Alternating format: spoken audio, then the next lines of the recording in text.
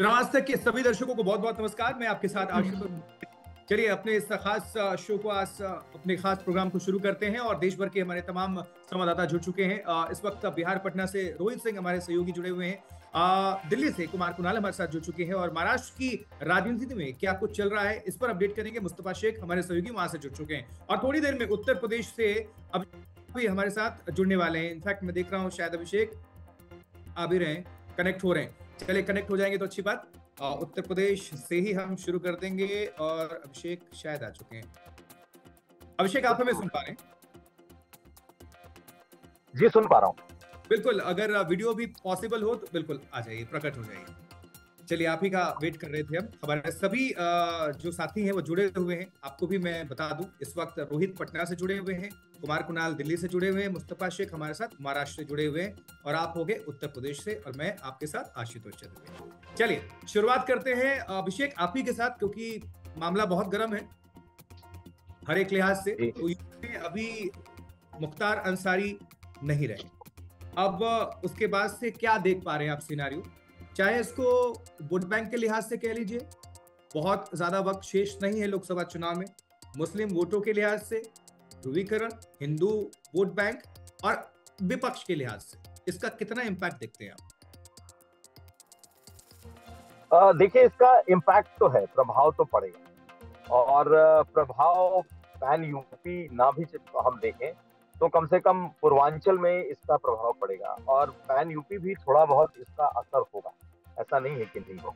और इसके दो अलग अलग असरात, अलग अलग इसके असर होंगे। एक जिस बात की आपने चर्चा की, मुस्लिम वोट बैंक, निश्चित तौर पर अल्पसंख्यकों के बीच में जो छवि थी मुख्तार अंसारी की, उसमें एक बड़ा तबका ऐसा था जो कि ऐसा है जो आपका ऑडियो ब्रेक है। क्या ऑडियो मेरी क्लियर आ रही है? अभी ठीक। कह रहा हूँ कि दो अलग अलग तरह के इसके कह सकते हैं कि इसके असर होंगे।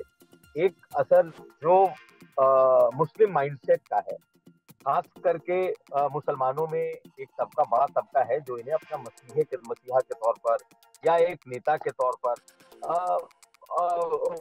देखता रहा है मुख्तार अंसारी और मुख्तार अंसारी के परिवार को। सिर्फ मुस्लिम बिरादरी ही नहीं, मुझे तो जानकारी है कि जिस इलाके से ये आते हैं, गाजीपुर, मऊ, इस इलाके में दलितों में भी इनकी ठीक ठाक पकड़ है, क्योंकि गाजीपुर ऐसी सीट है जहाँ से अगर ये जीतते हैं तो मुस्लिम आबादी इतनी नहीं है कि वो अकेले मुसलमानों के बल पे वो सीटें जीत जाए।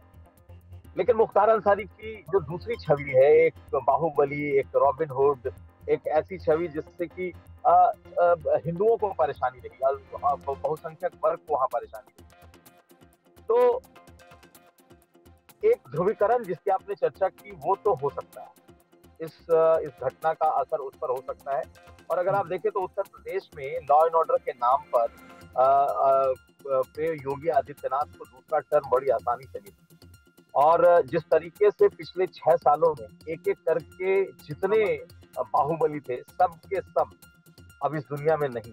मुख्यमंत्री योगी आदित्यनाथ भी कई बार कह चुके हैं कि या तो उनकी जगह सलाखों के पीछे है, या तो वो प्रदेश छोड़कर चले जाएं और नहीं तो वो इस दुनिया से जाएंगे। मुख्यमंत्री योगी आदित्यनाथ ने कई बार इस बात को दोहराया है और अगर आप नाम पर गिन लें तो इस वक्त पूरा उत्तर प्रदेश जो है वो बड़े बाहुबलियों से खाली हो चुका है और बड़े बाहुबलियों के साथ साथ ये जितने उनके गुर्गे थे वो भी या तो जेलों में हैं या फिर मारे जा चुके हैं।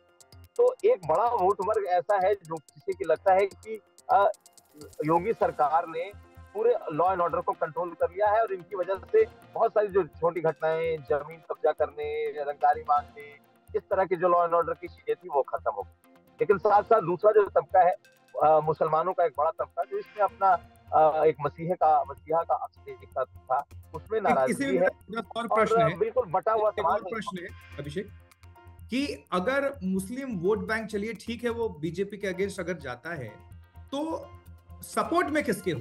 समाजवादी पार्टी, कांग्रेस, बीएसपी बटेगा निश्चित तौर पर, क्योंकि मुस्लिम वोटर्स भी कंफ्यूज होंगे। दूसरी बात इसी में थोड़ा सा ऐड कर देते हैं, ठीक है, लोग सोशल मीडिया पर दो धड़े हैं, अभी आप भी देख पा रहे होंगे। एक धड़ा जो है मुख्तार अंसारी के पूरी तरह से अगेंस्ट है, मुख्तार अंसारी के एक धड़ा पूरी तरह से समर्थन में। आप देख पा रहे हैं लॉबिंग चल रही है, चाहे उसमें पॉलिटिशियंस भी हो, कुछ पॉलिटिकल पार्टीज भी हो, और सोशल मीडिया वाले यूट्यूबर्स और इन्फ्लुएंसर्स जैसे कहते हैं, वो एक अगेंस्ट एक खानदान ने बहुत कुछ किया है, निश्चित तौर पे योगदान दिया है, लेकिन क्या उनके गुनाहों पर, जो आपका गुनाह है, आप उनको सामने करके अपने गुनाह छुपा पाएंगे? इतने ज्यादा मुकदमे, 2005 के दंगे, सैकड़ों घर जला दिए गए, दुकान जला दिए गए, जो आसपास पूर्वांचल में मऊ, गाजीपुर और भी जो इलाके हैं, वहां पर जो पीड़ित परिवार हैं, उनमें खुशी की लहर। तो वो जो वोट बैंक है, वो भी सेंटिमेंट दूसरे पक्ष को तो मजबूती प्रदान करेगा। नहीं, बिल्कुल आप ठीक कह रहे हैं।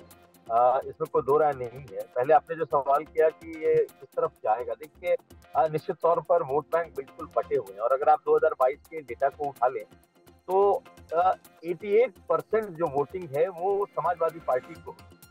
तो जो मुस्लिम सेंटिमेंट है वो एंटी बीजेपी है, इसमें कोई दो राय नहीं है। कांग्रेस और समाजवादी पार्टी एक साथ है, तो मेजॉरिटी ऑफ जो वोट है वो 2024 के चुनाव में उनके साथ जाएंगे, इसमें भी कोई दो राय नहीं। बसपा और सपा पिछली बारी लड़ी थी तो पूरा का पूरा वोट 7 मुस्लिम प्रत्याशी उतारे। हाँ, ठीक है। तो मैं उस पे आ रहा हूँ, कह रहा हूँ कि पिछली बारी बीएसपी और सपा एक साथ थी, लेकिन इस बार बीएसपी अलग है, और साथ ही नहीं, अभी तो 25 पे साथ उतारे हैं। अभी तो उन्हें लगभग 55 सीटें और उतारनी है, और उनका जो आंकड़ा है वो 20 के ऊपर जाएगा। तो जहां जहां मुस्लिम कैंडिडेट आएंगे, वहां ऐसा नहीं है कि बसपा को वोट नहीं मिलेगा, वहां मुसलमानों के वोट बटेंगे। लेकिन जिस तादाद में कोई सोचे कि 50-50 हो जाएगा, 50-60-40 हो जाएगा, इतना नहीं होगा, लेकिन फिर भी वो वोट बटेंगे, और जो भी वोट बटेगा वो सीधा सीधा जो नुकसान है वो तो कांग्रेस और सपा को ही होगा, क्योंकि मुस्लिम वोट जो भी बटेगा, क्योंकि बीजेपी को वोट मिलता नहीं था, ना ही बीजेपी ने बहुत उसके लिए कोशिशें की हैं, क्योंकि अगर मुसलमान वोट नहीं मिलता है तो अपने आप ध्रुवीकरण हो जाता है, और बीजेपी को इसका ऑटोमेटिक, जिसको फायदा मिलना कहा जाता है, वो मिलता है। दूसरी बात, जो एक तबका खुश है और जो एक तबका दुखी है, तो आप इसी दो तबके को देख सकते हैं। मुसलमान जो तबका है, और खास करके जो ऐसे लोग जो उनको मसीहा के तौर पर देखते रहे, उनमें खुशी है। बाकी मुसलमानों को बहुत फर्क नहीं पड़ता, लेकिन उन्हें ये अच्छा नहीं लग रहा है, उनके मुताबिक कानून के खिलाफ ये काम हो रहा है। और हिंदुओं में एक बड़ा तबका ऐसा है जिसे लग रहा है कि इसी बहाने कम से कम जो बाहुबली है वो शांत है, लॉ एंड ऑर्डर ठीक है, और उनका अपना हिंदुत्व का एजेंडा भी उसमें उनका संता हुआ दिख रहा है। तो बड़ा साफ है, अगर इस तरह की चीजें हो रही हैं तो बीजेपी को इससे फायदा होगा, क्योंकि बहुसंख्यक वोटर उन्हें वोट कर देता है, और इसका नुकसान इसलिए दूसरी पार्टी को होगा, क्योंकि फिर इससे सपा, बसपा, कांग्रेस को, क्योंकि इससे जो दूसरा ध्रुवीकरण है उसका वोट उनकी तरफ मिलता है, और जब ध्रुवीकरण होता है तो जो बहुसंख्यक वोट है वो बीजेपी की तरफ चला जाता है और इनकी तरफ कम हो जाता है। तो सीधा सीधा इसका चुनावी फायदा तो बीजेपी को है, इसमें कहीं कोई दो राय नहीं है।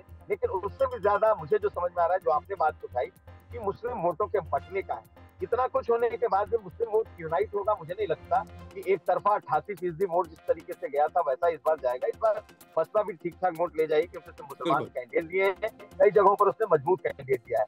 हाँ, बीजेपी को एक बार फिर इस बारे में फायदा होगा कि उसने एक तरीके से ये नैरेटिव बन रहा है कि उत्तर प्रदेश से बाहुबलियों का सफाया हो गया है, अब बाहुबली नाम की चीज नहीं रहे, डॉन अपराधी या तो भाग गए हैं या मारे जा रहे हैं या उनकी स्वाभाविक मृत्यु हो रही है। तो ये कहीं ना कहीं जो इसका एक पॉलिटिकल फायदा है वो बीजेपी को दिखाई। ठीक है, अब हम दिल्ली आ जाते हैं कुमार के पास। कुणाल, आपसे जानना चाहेंगे अरविंद केजरीवाल की यहाँ से मुश्किलें और उनकी पत्नी को लेकर जो कयास लगाए जा रहे हैं कि सीएम बिहार की तर्ज पर, रोहित बैठे में बिहार से भी जानकारी देंगे, बिहार में राबड़ी देवी को जिस तरह से लालू यादव ने बिठा दिया, क्या उसी तरह से चर्चे तो बहुत पहले से हम भी सुन रहे हैं, आप भी सुन रहे हैं, लेकिन क्या ऐसा संभव होता नजर आ रहा है? और क्या अंदर खाने जो अभी कयास लगाए जा रहे हैं वो क्या है दिल्ली की राजनीति को? देखिए, दिल्ली की राजनीति इस समय बहुत तेजी से बदल रही है, और आपने देखा कि लगातार 3 प्रेस कॉन्फ्रेंस कर चुकी हैं सुनीता केजरीवाल। और सुनीता केजरीवाल जब आती हैं तो उनके नाम के साथ एक केजरीवाल जुड़ा हुआ है, और केजरीवाल जो फैक्टर है, और उनका थोड़ा बैकग्राउंड देखिएगा तो जिस कुर्सी पर अरविंद केजरीवाल बैठ करके प्रेस कॉन्फ्रेंस किया करते थे, उसी कुर्सी पर अभी सुनीता केजरीवाल बैठ रही हैं।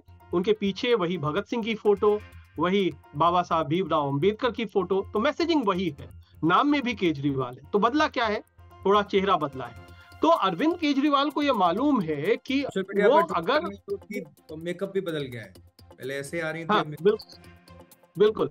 तो अब बहुत सारी चीजें बदलती हुई आपको दिखाई पड़ेंगी, घटनाक्रम बदलेंगे, पॉलिटिकल परिदृश्य बदलेगा, नेताओं भी बहुत कुछ बदलाव होगा, तो ये होगा। लेकिन जो मजे की बात है वो ये है कि अभी तक अरविंद केजरीवाल ने मुख्यमंत्री पद छोड़ने का कोई भी इंडिकेशन नहीं दिया है। पार्टी के भी लोगों से मेरी बात होती रहती है, ये उनका कहना है कि अरविंद केजरीवाल मुख्यमंत्री पद नहीं छोड़ेंगे।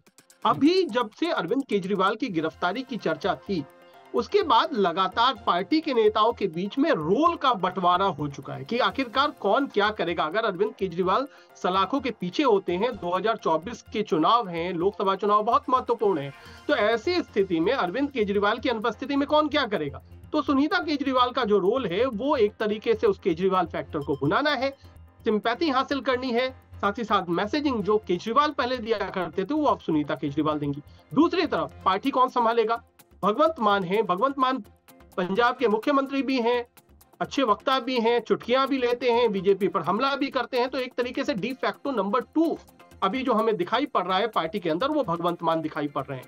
तीसरा काम है कि जो संगठन चलाने का है, चुनाव लड़वाने का है, चुनाव की रणनीति बनाने का है, संजय सिंह होते थे तो वो बनाते थे, लेकिन संजय सिंह के जेल जाने के बाद वहां पर भी दिक्कत मुश्किल आई। वहां संदीप पाठक ने संभाल ली है जिम्मेदारी, और संदीप पाठक वहां पर जो कि एक्स IITian है, प्रोफेसर रह चुके हैं IIT दिल्ली में, और पंजाब में जो जीत हासिल हुई थी अरविंद केजरीवाल को और आम आदमी पार्टी को, उसके मुख्य सूत्रधार कहे जाते हैं संदीप पाठक। उन्होंने बहुत सारी स्ट्रेटजी बनाई, बहुत सारे स्टेट इलेक्शन को लेकर के गुजरात का भी जिम्मा उन्हें दिया गया था, अब लोकसभा के लिए भी बना रहे हैं, तो वो एक तरीके से रणनीतिकार हैं और संगठन करता है।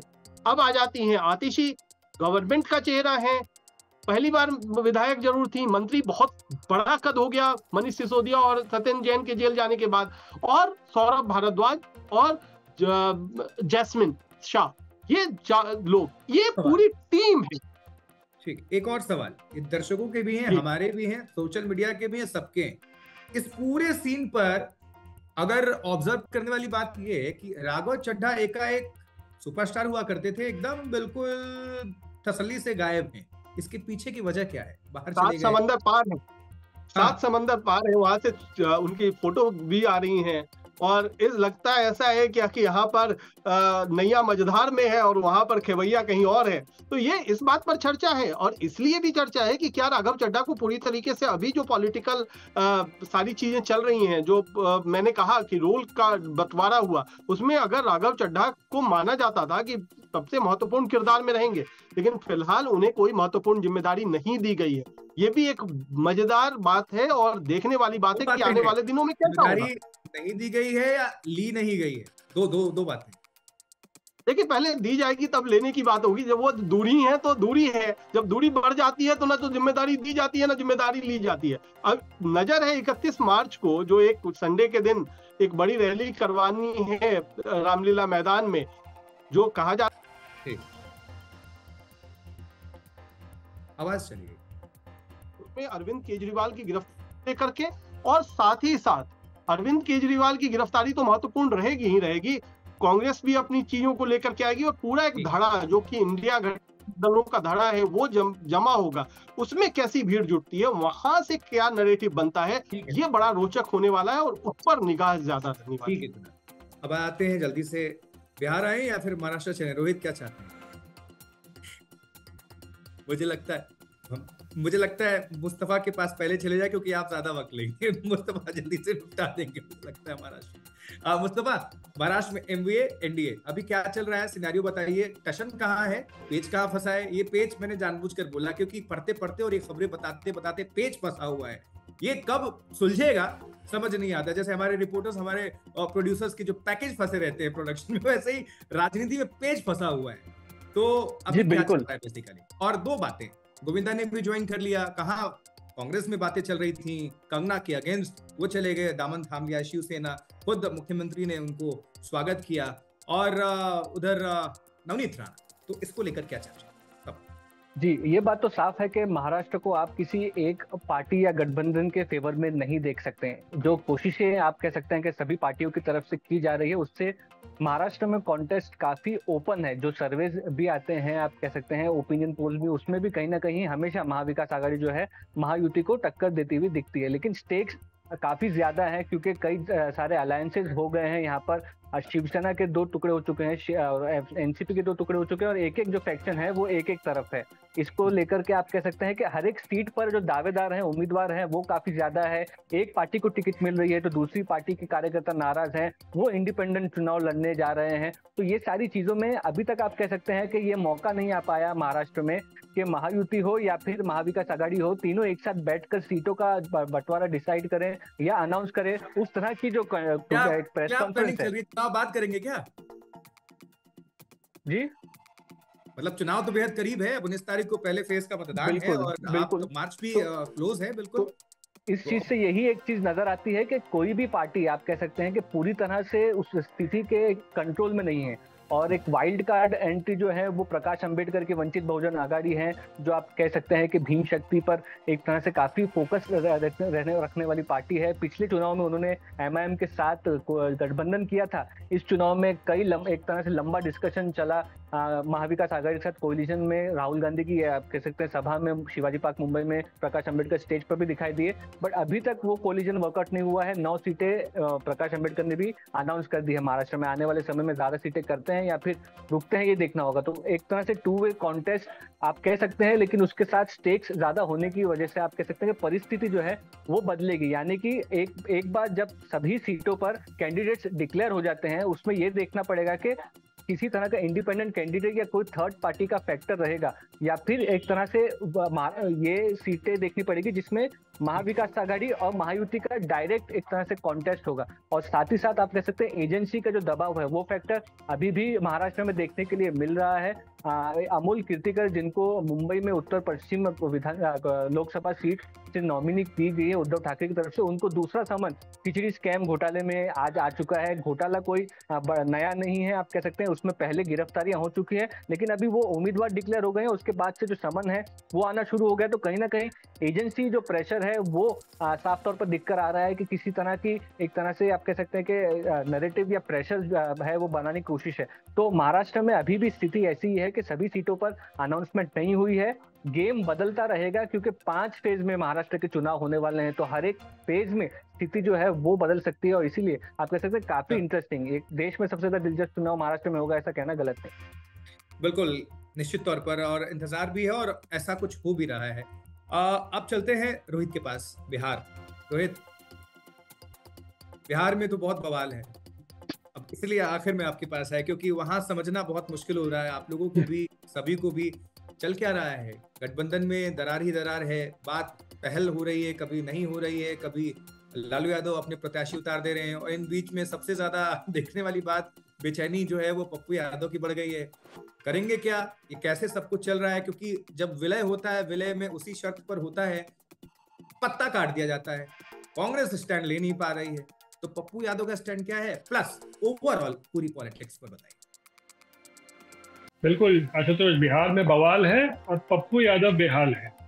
ये एक शब्द में मैं आपको बता दे रहा हूँ। कोई रास्ता नहीं छोड़ा है लालू ने पप्पू यादव के लिए। बड़े सिस्टमेटिक तरीके से पप्पू यादव की राजनीति को किस तरीके से समाप्त किया जाए, और उस पर ऐसा लगता है लालू प्रसाद ने जो है काम किया है। और आज के दिन में हालात ऐसे हो गए हैं कि पप्पू यादव न इधर के हैं न उधर के हैं, कहाँ जाए समझ में उनको नहीं आ रहा है। पार्टी का विलय कोचे से हम निकले, ना इधर के रहे न इधर के रहे न उधर के। पूर्णिया भी हाथ से गई, पूर्णिया हाथ से 23 मार्च को ही चली गई थी जब बीमा भारती को लालू ने सिंबल बांट दिया था। 5 दिनों तक वो तस्वीरें गुप्त रही थी, किसी को पता नहीं था कि सिंबल बांट दिया है।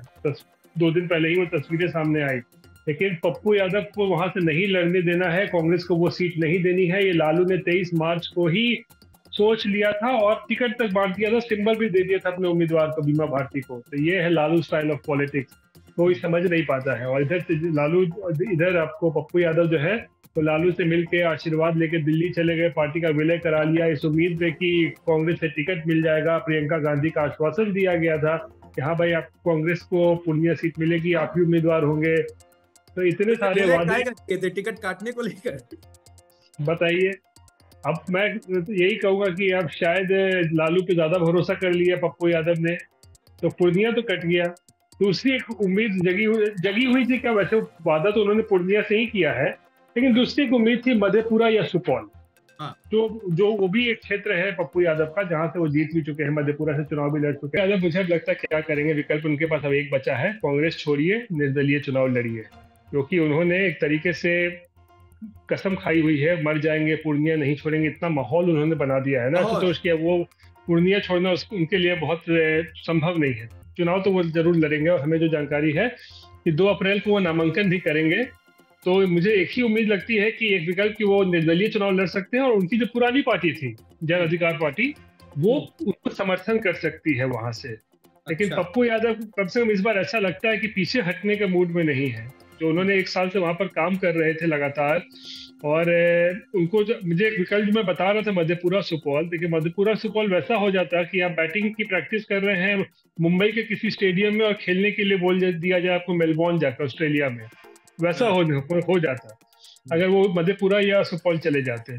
तो क्योंकि 1 साल से उन्होंने इन्वेस्टमेंट जो किया है वो पूर्णिया में किया हुआ है, लोगों से मिल रहे हैं, जो भी रैलियां कर रहे हैं, तो चुनाव की तैयारी पूर्णिया से हो रही है। तो मुझे लगता है वो चुनाव जरूर लड़ेंगे, निर्दलीय लड़ने की पूरी संभावना है। 2 तारीख को नामांकन भी वो करेंगे। लेकिन पप्पू के साथ साथ एक खेल बिगड़ा है कन्हैया कुमार का भी, तो जिसका जिक्र आपने किया नहीं, लेकिन बेगूसराय सीट जो है बड़ी हाई प्रोफाइल सीट रहती है बिहार की, क्योंकि गिरिराज सिंह यहाँ से सांसद हैं। तो कांग्रेस के जो एक और उम्मीदवार हो सकते थे कन्हैया कुमार, उनका भी खेल जो है वो बिगड़ चुका है। यहाँ से सीपीआई ने अपना उम्मीदवार उतार दिया है। यानी कांग्रेस को जो मेन जो सीट चाह रही थी औरंगाबाद निखिल कुमार के लिए, आरजेडी के पास गया। पूर्णिया चाह रही थी कांग्रेस पप्पू यादव के लिए, वो आरजेडी के पास गया। बेगूसराय चाह रही थी कन्हैया कुमार के लिए, वो सीपीआई के पास गया। तो आज जो 9 सीटें उसको मिली है ना कांग्रेस को, उसमें से मुझे लगता है 2 ही सीट ऐसी है जहां पे लगता है कि कांग्रेस की चली है, लालू की नहीं चली है।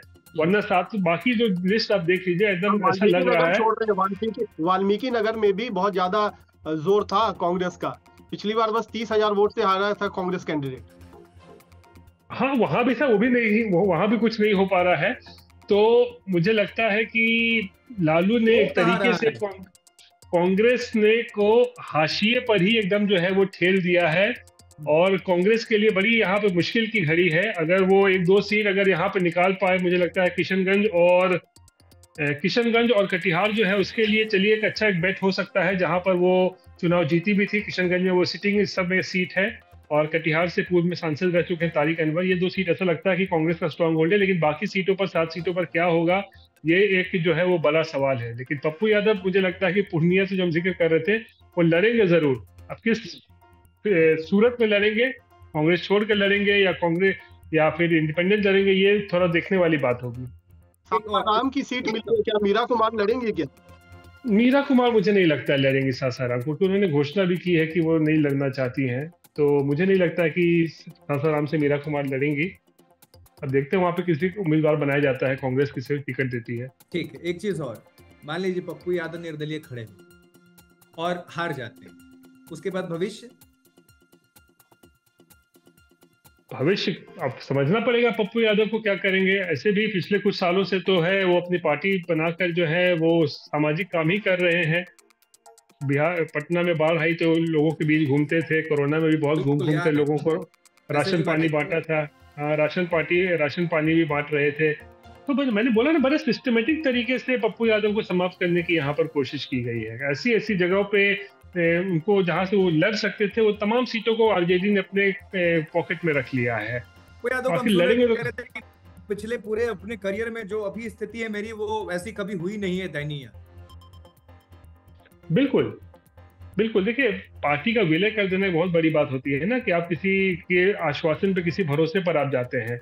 तो यहाँ पर मुझे लगता है कि कांग्रेस से भी बड़ी चूक हो गई। अगर पप्पू यादव ये कहते हैं कि प्रियंका गांधी का भी उनको एश्योरेंस मिला था कि पप्पू यादव को ही वो सीट मिलेगी और कांग्रेस ही पूर्णिया से लड़ेगी, यानी कि आप समझिए एकदम बिल्कुल हाईएस्ट लेवल पर, यानी प्रियंका गांधी के लेवल पर भी लालू ने उनके रिक्वेस्ट को या उनकी पैरवी को नकार दिया, उनकी बात को तरजीह नहीं दी है।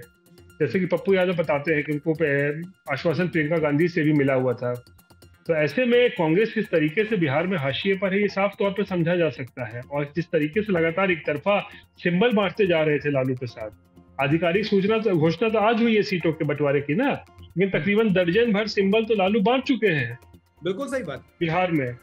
तो यानी कि ये साफ तौर पर बता रहा है कि यहाँ पर ड्राइवर सीट पे लालू प्रसाद है, तेजस्वी यादव है, और वो जो भारत जोड़ो न्याय यात्रा बिहार में आई थी तो कैसे तेजस्वी यादव चला रहे थे वो जीप, याद होगी तस्वीर, बगल में राहुल गांधी बैठे थे।